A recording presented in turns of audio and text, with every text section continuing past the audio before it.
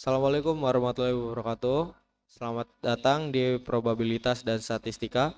Hari ini kita akan belajar cara membaca pola di balik variabel acak, memahami bagaimana data terdistribusi, dan bagaimana kita mendiagnosis fenomena dunia nyata menggunakan model statistik. Yang pertama, sebelum kita lanjutkan, perlu diketahui variabel random itu dibagi menjadi dua, yaitu variabel discrete dan continue.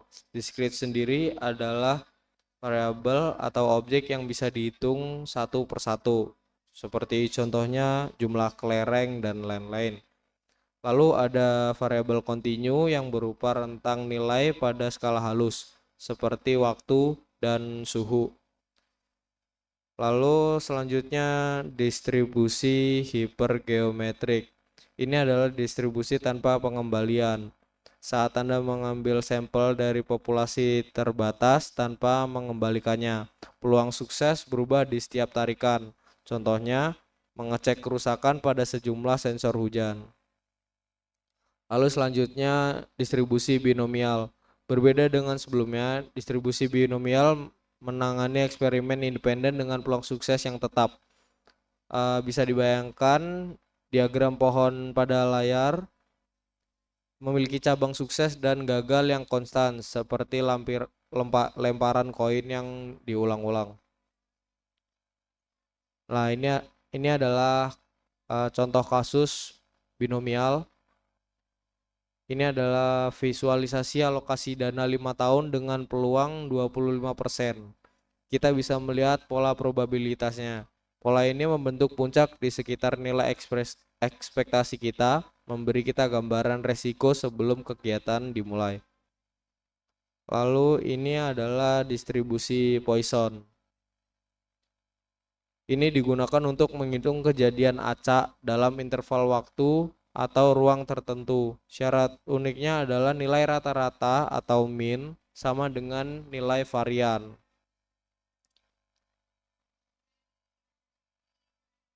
Nah, ini adalah matriks diagnostik. Tabel ini adalah panduan untuk memilih mana yang tepat digunakan. Apakah sampelnya dikembalikan, apakah peluangnya konstan, apakah kita bicara soal waktu. Gunakan jenis-jenis ini untuk menentukan analisis yang paling akurat.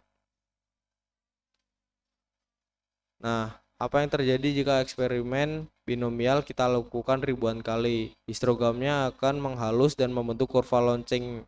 Inilah hukum bilangan besar yang membawa kita dari diskrit menuju distribusi normal. Bisa dilihat ini membentuk kurva lonceng ya.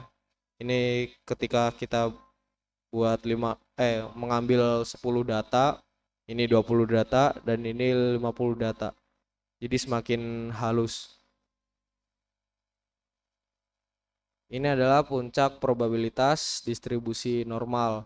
Distribusi normal itu adalah model paling penting dalam statistik modern. Ia itu simetris, sempurna, memiliki luas total tepat 1, dan ekornya membentang ke arah tak terhingga tanpa pernah menyentuh sumbu X. Lalu ini adalah anatomi geometris PDF yang atas dan CDF itu yang bawah. Yang PDF ini menggambarkan kepadatan data. Luas arsiran di bawah kurva adalah probabilitas aktual. Kalau yang CDF ini adalah akumulasi probabilitas dari ujung kiri hingga titik X selalu bergerak naik dari 0 menuju 1. Lalu selanjutnya ada dinamika parameter normal. Bentuk kurva lonceng dikendalikan oleh dua tuas, yaitu rata-rata yang menunjukkan posisi kiri kanan dan simpang baku yang menunjukkan apakah kurva tersebut kurus tinggi atau gemuk landai. Dan ini adalah kaidah empiris 99,7. Kaidah ini sangat praktis. Hampir seluruh data 99,7% dalam populasi normal pasti berada dalam rentang 3 kali simpangan baku dari rata-ratanya. Di luar itu kejadian dianggap sangat langka. Nah, ini adalah standarisasi menuju skala universal. Ini adalah Z-score untuk standarisasi. Ini memungkinkan kita untuk mengubah distribusi lokal manapun menjadi skala universal, sehingga data dari sumber berasal dari asal yang berbeda bisa dibandingkan secara adil. Lalu kita masuk ke pembahasan soal. Ini ada contoh soal. Nah, ini soalnya adalah sebuah perusahaan logistik mencatat bahwa waktu pengiriman waktu mengikuti distribusi normal dengan rata-rata minnya 24 jam dan simpangan baku 2 jam. Hitunglah probabilitas sebuah paket sampai dalam waktu lebih dari 26 jam. Yang perlu dilakukan yang pertama itu mengidentifikasi data yang diketahui. Kita mengetahui bahwa rata-ratanya adalah 24 jam. Simpangan bakunya adalah 2 jam. Waktu yang dinyatakannya 26 jam. Bisa dilihat dari soal sini. Lalu langkah berikutnya itu kita menghitung nilai Z-score atau standarisasi yang kita bahas di PowerPoint tadi. Bisa kita lihat di sini. Ini adalah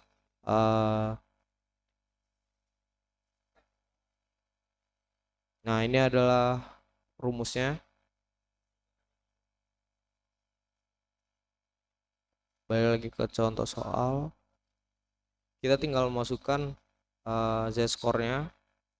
26 itu adalah nilai dari X. 24 ini adalah nilai dari rata-ratanya. Dan dibagi 2 ini adalah nilai dari simpangan bakunya, yaitu 2 jam. Kita masukkan 26 dikurangi 24 sama dengan 2. 2 dibagi 2 sama dengan 1. Di sini kita menemukan Z-score-nya adalah 1.